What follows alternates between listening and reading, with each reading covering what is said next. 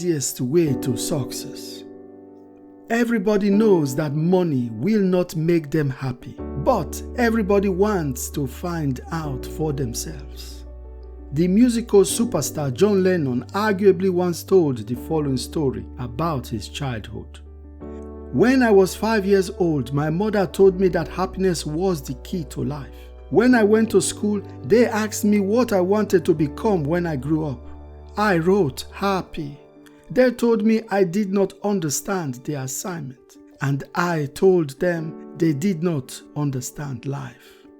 In this video, we will be talking about the easiest way to success. Note, however, that the easiest way is not necessarily the fastest way to success. So we will not be talking about, for example, how to get rich quick. After all, money is not everything in life. Or is it? Apparently, the real use of money is to offer us the opportunity to have choices in our lives, nothing more. The problem is that we all believe that the only way not to worry about money is to have lots of money, and we neglect what is truly more important, our happiness. Indeed, what we truly want in this life is to be happy. And success is just one of the ways to get there, one of the ways to become happy. But how can we be sure of this?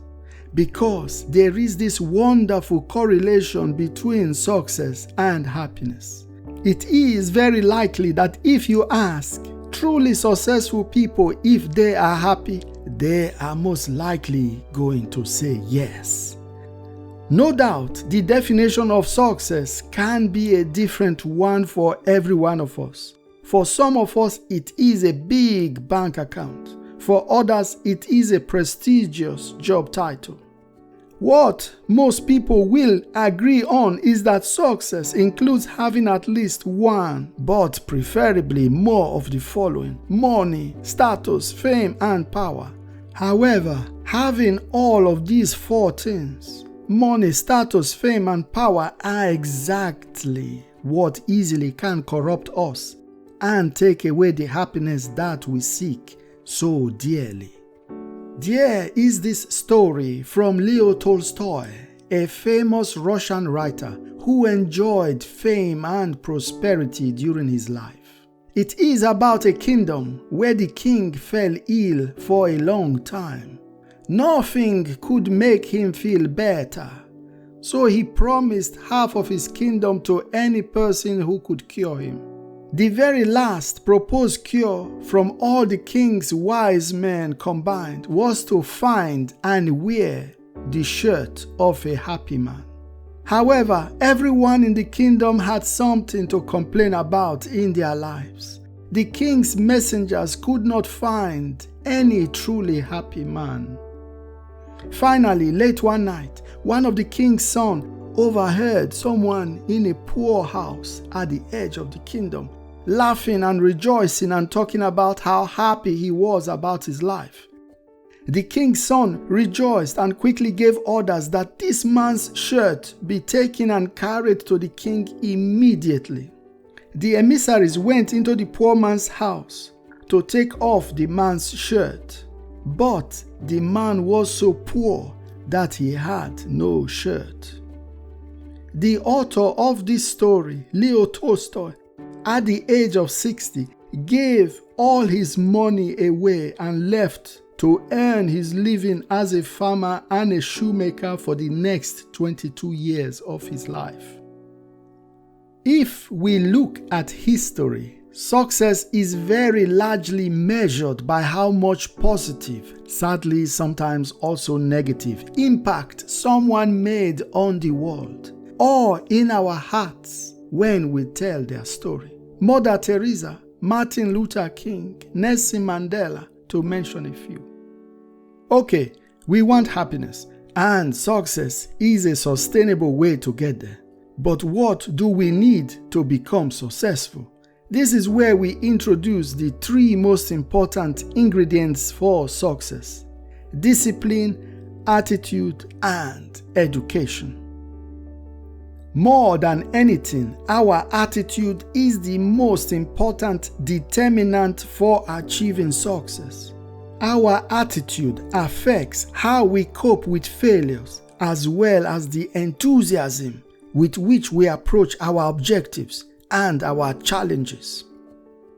Discipline is very important for success because it brings stability and structure into our lives. Discipline teaches us to be responsible and respectful. Self-discipline is a very important attribute to becoming successful. How else do we encourage or force ourselves to stay focused on our goals, to never give up on difficult tasks, to overcome obstacles as we battle to become better versions of ourselves? Any talent without discipline is like an octopus on roller skates. There will be a lot of action and motion, but you will never know if it's going to go forward, backwards, or even sideways. Discipline is said to be the only bridge between our goals and our accomplishments. Without discipline, we will never be able to follow or adhere to the rules of the game of success.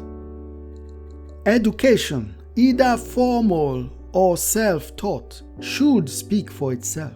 We are all born with different talents, imagination, creativity, but all of these things are useless if they are not correctly trained and systematically grown. For most of us who cannot get private education at home, formal education is one of the very few opportunities that allows us to test our strengths and weaknesses and to know our limits before we expose ourselves to the universe. Formal education provides the opportunity to explore what we want to do before we commit to it. For example, work on all our hobbies, sports, arts. Try out a lot of different things. Observe directly what others are doing and why. Join forces with friends to create and plan our futures together. Today, in this new age, the real purpose of formal education is to give us a foundation to fail, not a foundation to get A's. If you finish school and do not know your strengths and weaknesses, you have to do some serious soul searching to understand why you spent all your time trying to get A's. And why do you need to know your strengths?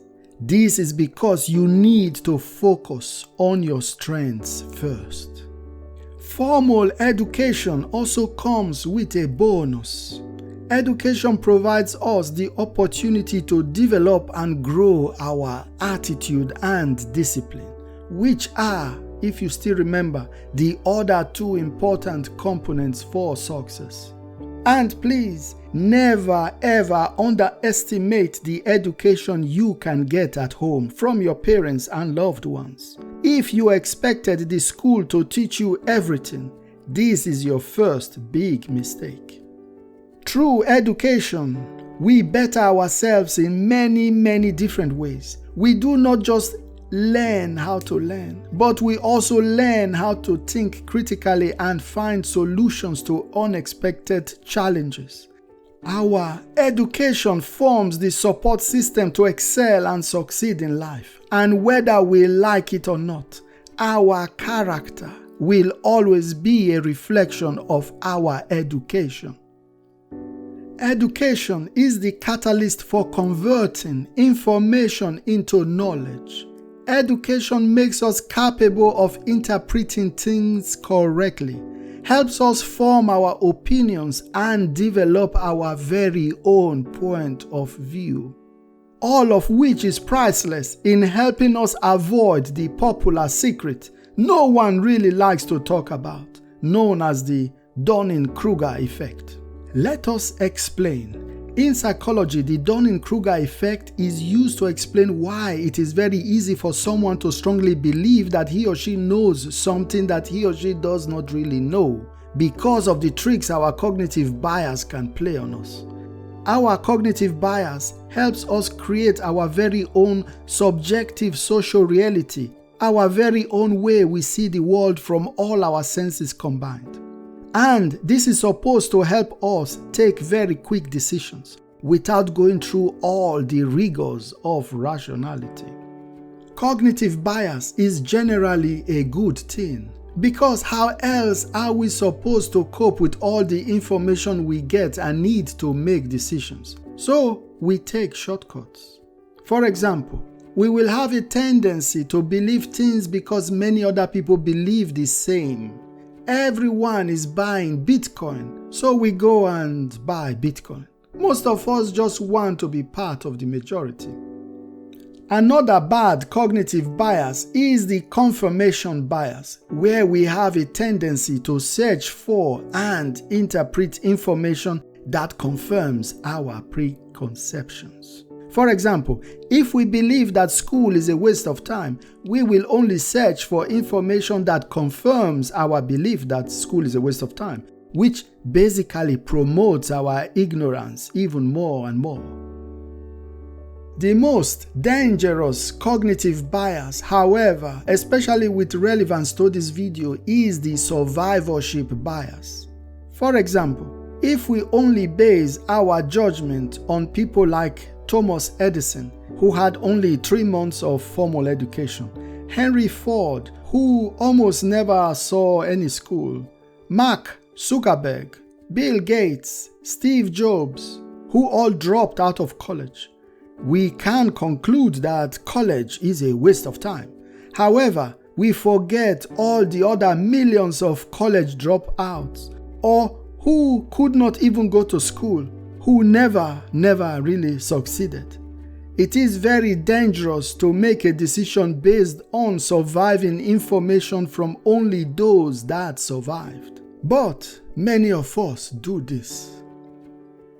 The psychological experiments conducted by the 2 psychologists, Dunning and Kruger, confirms the biggest problem we can have when we apply our bias without the needed educational experience to back up those decisions.